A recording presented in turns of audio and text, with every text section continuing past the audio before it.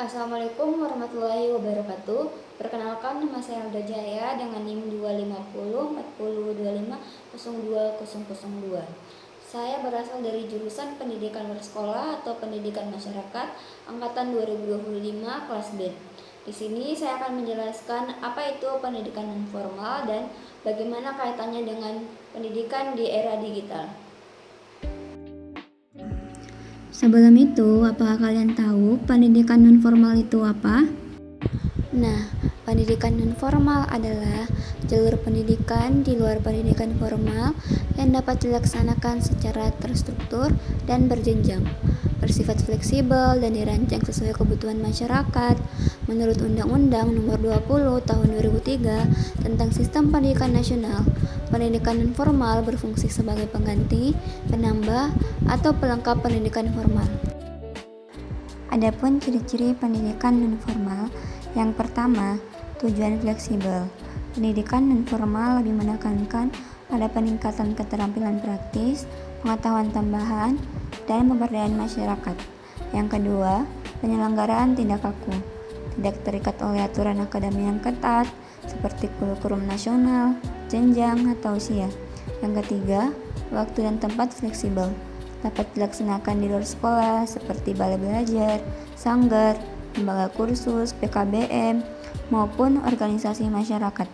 Yang keempat, serta beragam, terbuka bagi semua kalangan, baik anak-anak, remaja, maupun orang dewasa yang membutuhkan keterampilan atau pengetahuan tambahan. Yang kelima, bersifat pelengkap atau pengganti, dapat menjadi pelengkap pendidikan formal atau pengganti bagi mereka yang tidak sempat menempuh pendidikan formal. Yang keenam, berorientasi praktis, lebih fokus pada kebutuhan nyata masyarakat, misalnya kursus bahasa, pelatihan komputer, dan keterampilan kerja atau program pemberantasan buta aksara. Jenis-jenis pendidikan non-formal. Yang pertama, SKB, Sanggar Kegiatan Belajar. Lembaga pendidikan non-formal milik pemerintah, Dinas Pendidikan. Fokusnya, pusat pelayanan belajar untuk masyarakat. Program biasanya ada kesetaraan, paket A, B, dan C. PAUD, pelatihan keterampilan, komputer, jahit, tata boga, dan lain-lain. Kegiatan keaksaraan, pelatihan pemberdayaan masyarakat, program pemerintah lainnya. Yang kedua, PKBM, Pusat Kegiatan Belajar Masyarakat. Lembaga pendidikan non-formal yang dibuat oleh masyarakat, komunitas, bukan pemerintah. Fokusnya pendidikan berbasis kebutuhan lingkungan sekitar. Program biasanya ada kesetaraan, paket A, B, dan C. Kursus keterampilan, PAUD, keaksaraan, kegiatan sosial masyarakat. Yang ketiga, LKP, Lembaga Kursus dan Pelatihan. Lembaga pendidikan non-formal yang fokus pada kursus keterampilan khusus. Fokusnya menyiapkan keterampilan kerja secara cepat dan profesional. Program biasanya ada kursus komputer, bahasa asing, tari rias, desain grafis, menjahit, barista, pelatihan kerja industri. Nah, bagaimana kaitan pendidikan luar sekolah atau pendidikan non-formal dengan pendidikan di era digital? Jadi, kaitan pendidikan luar sekolah dengan pendidikan digital. Pendidikan luar sekolah atau PLS sangat berkaitan dengan pendidikan di era digital karena PLS bersifat fleksibel dan cepat menyesuaikan diri dengan perkembangan teknologi.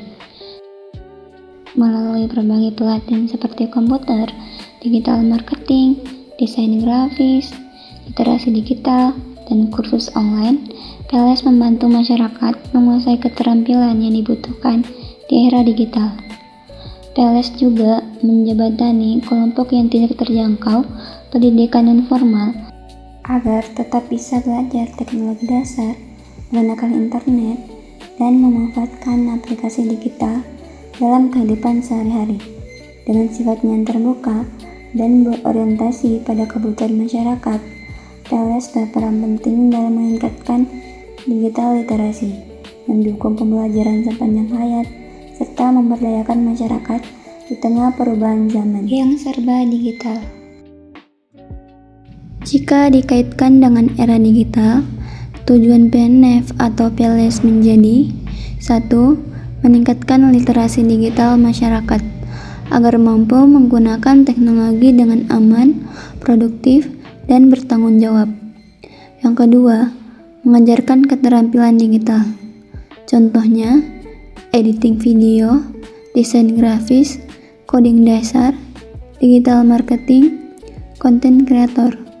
Yang ketiga, mengurangi kesenjangan digital. Membantu kelompok masyarakat yang kurang memahami teknologi agar tidak tertinggal. Yang keempat, mengoptimalkan teknologi sebagai media belajar fleksibel. Misalnya, belajar melalui YouTube, Google Classroom, Zoom, WhatsApp Group, aplikasi belajar lainnya. Yang kelima, mendorong kreativitas dan inovasi masyarakat melalui teknologi pelatihan UMKM digital, e-commerce, media sosial, startup, dan lain-lain.